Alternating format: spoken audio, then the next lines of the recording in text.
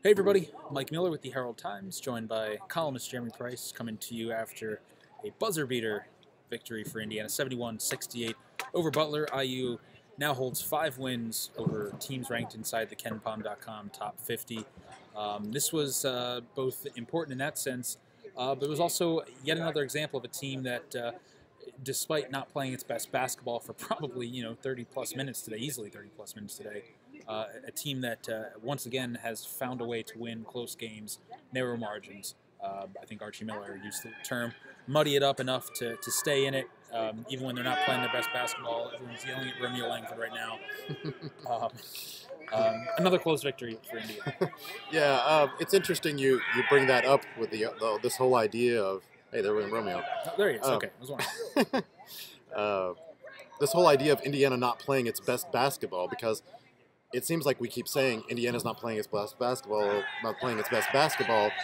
but what's the standard that we're holding that to? I mean, it seems like the Marquette game is the standard we're holding that to, and at this point, the Marquette game is the exception, not the rule. I mean, the Marquette game was probably about the only game this year where they came out and really blitzed, at least against a good team, where they blitzed somebody from the start, jumped out, played with the lead. Instead, it's been repetitive slow starts, playing from behind, grinding out games, and now you have a 4-game winning streak by a combined total of 8 points.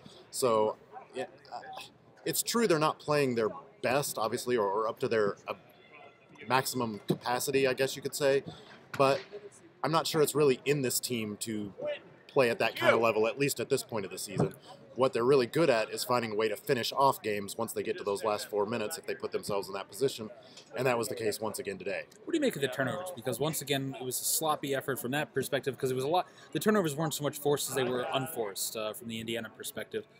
You're now at this point in the year where, for the first month, it was convenient for them to say that, once we get a full team practicing, once we get a team that's actually been playing together, maybe these turnovers will go away. Maybe that's a symptom of a team that has been healthy or fully together. But now you're starting to get these weeks of practice, and now you're starting to get, middle of December, end of the non-conference season, and you're still seeing some of the same mistakes, and some of the unforced errors are maybe even as bad as you saw all season today. Yeah. What do you? Is it a lack of shooters? Is it something else? I mean, what do you kind of attribute some of these turnovers you've seen here? Well, I think there's a little nuance to that in that there's different forms that these turnovers are taking. And I think when you look at the ones where Devontae Green or Justin Smith drive into 3 guys in the middle of the lane and turn the ball over, that those are obviously mistakes that these guys have been making for at least a year, maybe 2, maybe 3, whatever. So, this is a chronic problem for these players that obviously they haven't corrected at this point, and you begin to wonder, are they just not capable of correcting those or seeing what's developing in front of them and making good decisions on that basis. But on the flip side, I think you see a lot of turnovers, particularly today, where you'd see, Juwan Morgan and Romeo Langford are trying to play a 2-man game, and one's looking to cut and not cut, and those kind of things. And a lot of that is just guys that haven't played together a lot, I think.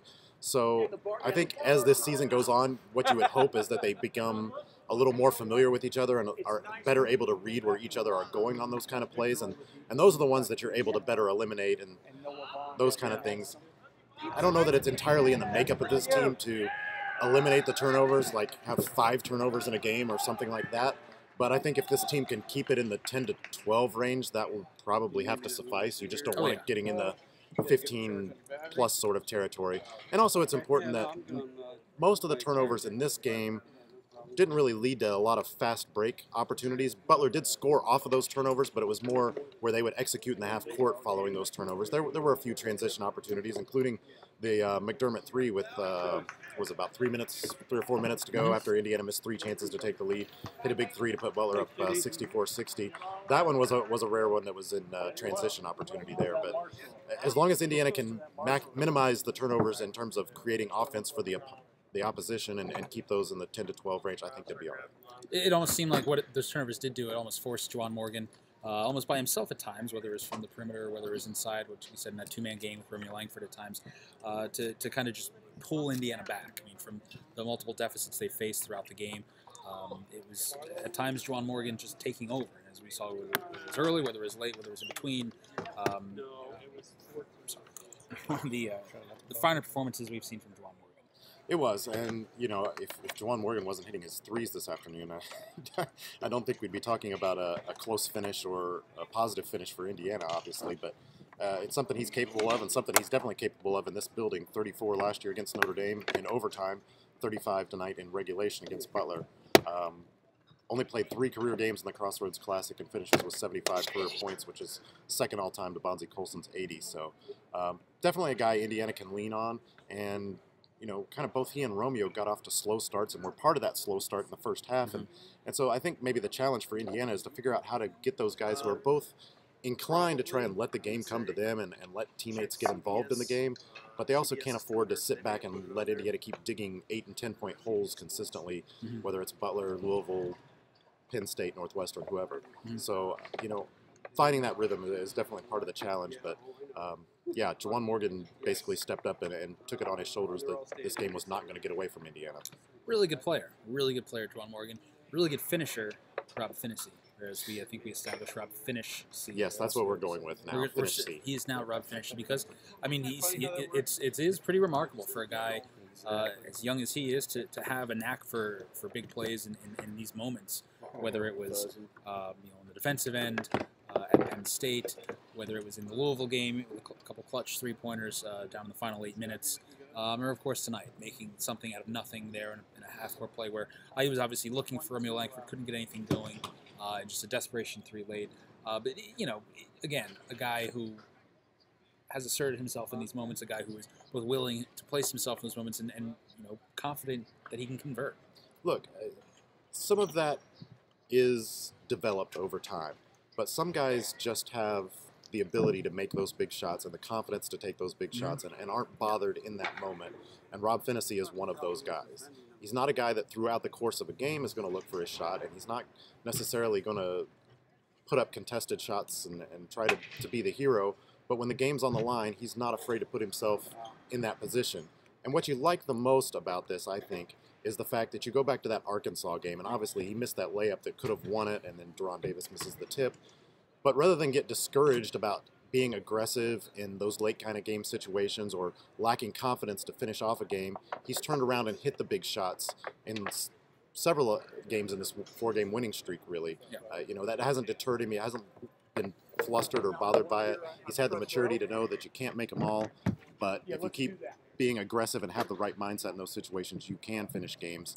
And for that to be the case as a freshman, and a guy that obviously, you know, I don't think we see Rob Finney going anywhere for 3 or 4 years at least. You know, that's a pretty good thing to have, an invaluable thing for a college basketball team to have, to know that when all else breaks down, you've got a point guard running the show, that whether it's with the pass, whether it's with the shot, whatever the case may be, he wants the ball in his hands in a late game situation. Yeah. That'll do it for Indiana's, at least games against premier non-conference opponents. It's 2 more games, I think, before start of Big Ten play resumes in January. You get Central Arkansas on Tuesday, followed by Jacksonville, yes, I believe, next Saturday evening at Assembly Hall. Again, and then about a 11 day break before, it's a long one, before Illinois and then Illinois. Michigan to open next month. But you had 7 premier non-conference games, you know, or 7 early season, 7 games in the first 2 months against high major opponents. Those 2 Big Ten games included.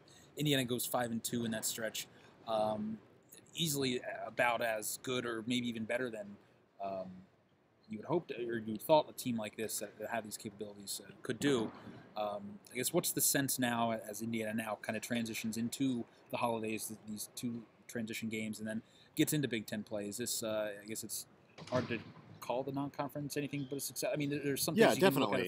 I mean, I think clearly the most optimistic person would have said, well, they lose that 1 game at Duke. I don't think anybody saw Indiana going in and winning at Duke. So, you know, the Arkansas game, a 1-point loss on the road is probably your one disappointment. Now, given they've played a lot of close games, it's not like they're running teams out of the gym or anything like that, but as Juwan Morgan alluded to in the post-game press conference, that's a good thing. You know, this team already has the experience of playing in close games and winning in close games, and that's what you're going to face in the Big Ten, so you might as well get used to it. And obviously with this win today, again, imperfect as it was, a win against a quality team on a neutral floor, not at Assembly Hall. And I think that was important for Indiana to put one of those on the resume as it starts to move forward as well, because if it's going to have success in the Big Ten, if it's going to make a run at finishing in that top 3 or 4 of the Big Ten, you've got to win some road games. Obviously, you've got to keep protecting home court as well, but you've got to win some road games. Absolutely. We'll do it up here at Banker's Life here on a last-second desperation 3-point attempt by Rob Finney again. Indiana's 5th win over a team rated inside the top 50 at kenpom.com. That'll do it from here. Again, back at it at Assembly Hall on Tuesday night, Central Arkansas. Wednesday night. Is it Wednesday? It's Wednesday Keep night. saying Tuesday. Yes, it's Wednesday. Wednesday night. I know. I thought it was Tuesday. Wednesday night against Central Arkansas back at Assembly Hall. 2 more before the break, and then about 1 to Big Ten and big games the rest of the way. So thanks, everybody. See ya.